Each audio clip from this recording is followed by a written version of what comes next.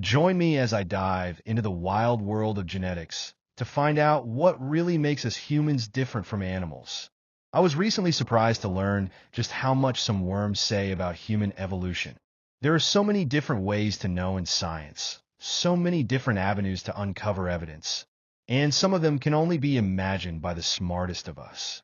Such is the case with a project recently described in the Proceedings of the Royal Society of London that focuses on the anatomy, phylogeny, and genetic variability of different species of tapeworm to uncover new facts about the habits of our human ancestors, the hominids. Taenia saginata, T. Asiatica, and T. solium. All three are host-specific, meaning they cannot survive as adults outside of the human gut. Since tapeworms must be ingested to pass from person to person or from one species to another, tapeworms have their charms, and at least it must be admitted that they have found a clever way to make a living. They co-opt the work of their host species, which inadvertently provides food and shelter to the parasites at various stages of their lives. The beauty of this system is that the host species actually infects itself in the course of its daily activities. The tapeworm does not need to do anything except be in the right place at the right time. The tapeworm's complex life cycle is brilliantly adapted to its parasitic existence. For the Taeniids, this always involves taking advantage of a predator-prey relationship, with a carnivore harboring the adult tapeworm and an herbivore harboring the infected larvae. With the exception of the three Taeniid tapeworms specific to humans, the adult tapeworms in this study usually live in the intestines of carnivorous animals such as lions, hyenas, or African wild dogs. When the adult worms mature, they release eggs, which are passed out of the host body with its feces. The eggs are then ingested by an intermediate host, often a particular species of herbivorous animal, such as a domestic cow, some antelopes, or a pig, domestic or wild. In the intermediate host body, the tapeworm eggs develop into larvae that live in the host's flesh. The larvae then migrate to the definitive host when the infected intermediate host is consumed raw or insufficiently cooked. Once in the intestine of the definitive host, the tapeworm larvae become adults and lay eggs, completing the cycle. When did hominids first become the definitive host for tapeworms? If we knew the answer to this question, we would know when our ancestors started eating animal flesh on a regular basis, so that human-specific tapeworms could evolve. If we knew which species of tapeworm are closely related to the human-specific tapeworm, we would have a good idea of which prey species our ancestors ate. Finally, if we knew which other definitive hosts carry the tapeworm species that are most closely related to us, we could learn something about the meat-eating and obtaining styles adopted by our ancestors. As a paleoanthropologist who spent decades trying to trace the lifestyles and origins of meat-eating, hunting, and scavenging among early hominids, I regret that I never imagined such an interesting and convincing approach to these questions. Fortunately, Haberg and his colleagues did just that. Among parasitologists and others who appreciate the humble tapeworm, conventional wisdom has been that humans first came into contact with tapeworms that lived in domesticated animals, either in companion carnivores like dogs or in food animals like cattle and pigs. It is important to understand that a domesticated animal is different from the domestication of a wild species. A dog or sheep is a domesticated animal. A wolf or mountain goat is not, even if it has been raised by humans from birth. A domesticated animal does not pass that domestication onto its offspring.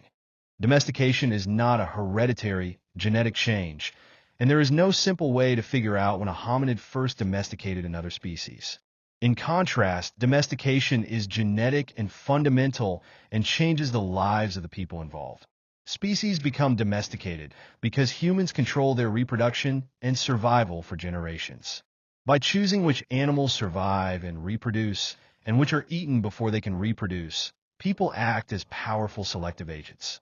The process of domestication is actually the manipulation of the genetic makeup of a formerly wild species by humans, resulting in the evolved domesticated animal having desirable genetic traits such as docility, high meat production, abundant milk, thick wool, or the like.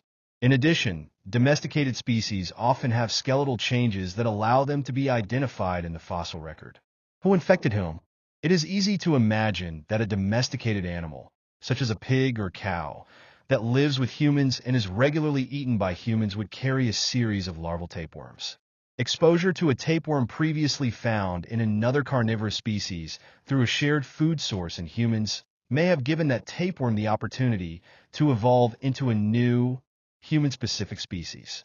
If the domestication hypothesis is true, tapeworms specific to humans will be closely related to tapeworms transmitted among our canine companions or food animals, such as cattle or pigs, or other domestic species. Furthermore, the hypothesis predicts that the genetic divergence between domestic animal tapeworms and our own tapeworms must have occurred at the time of domestication, according to the archaeological record, about 10,000 years ago. Since 10,000 years is equivalent to a blink of an eye in evolutionary terms, if humans caught tapeworms from domestic animals only once, all human-specific tapeworms should be genetically very similar. For Hoberg and his colleagues, the key question was, do the differences between human tapeworms correspond to a mere 10,000 years of evolution since their divergence? To find out, Hoberg and his team determined the phylogenetic relationships between all known species of Taenia. They then examined genetic sequence divergence between the two most closely related of the human Taeniid tapeworms, T. saginata and T. asiatica.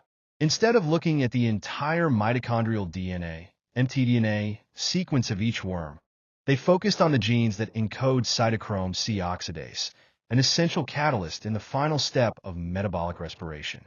Since mtDNA is passed maternally, without recombination, each change in mtDNA between mother and offspring represents a mutation. Because not all molecules die and mutate at the same rate, the clock must be calibrated using data from pairs of species with well-known divergence dates. In this case, chimpanzees and humans, mice and rats, and two species of snapping shrimp. Using this now standard procedure to estimate divergence dates between T. saginata and T. asiatica, Hoberg found a startling answer. These two sister species of tapeworm diverged from each other not 10,000 years ago, but between 780,000 and 1.71 million years ago. Their ancestor most likely already lived among humans. Clearly, this ancestry could not have been derived from the domestication of pigs and cattle by modern humans. The researchers' alternative hypothesis was that the origin of human-specific tapeworms was triggered by a shift from a primarily plant-based diet to one with a lot of animal meat that occurred among early pre-human hominids. The estimated divergence dates suggest that the relevant hominid was probably Homo habilis or H. ergaster. The latter is sometimes considered to be merely an early African version of H. erectus. Where did these early hominids get their tapeworms? And what role did domestic animals play in this story of worms and hominids? Analysis of the third human-specific tapeworm, T. solium, provided revealing clues, as it is closely related to tapeworms such as T. hyena, T. crocuti, T. gonimae, and T. medoqui, lions and leopards, and jackals. The fossil record shows that each of these carnivores coexisted with early Homo in Africa for several millennia. These findings suggest that early African hominids obtained their food and ate in ways similar to these carnivores. But these carnivores were by no means the domestic animals from which hominids caught tapeworms. Instead, they were fierce competitors for the same animal resources. Personally, I find this a singularly satisfying result, since I was among the first to argue that early Homo hunted and ate animal carcasses. My evidence was archaeological. The presence of stone tools, cut marks, and hominid-induced breakage patterns on fossil bones at hominid sites.